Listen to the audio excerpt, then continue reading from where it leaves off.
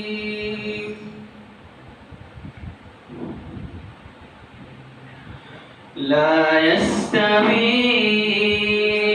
أصحاب النار وأصحاب الجنة أصحاب الجنة هم الفائزون لو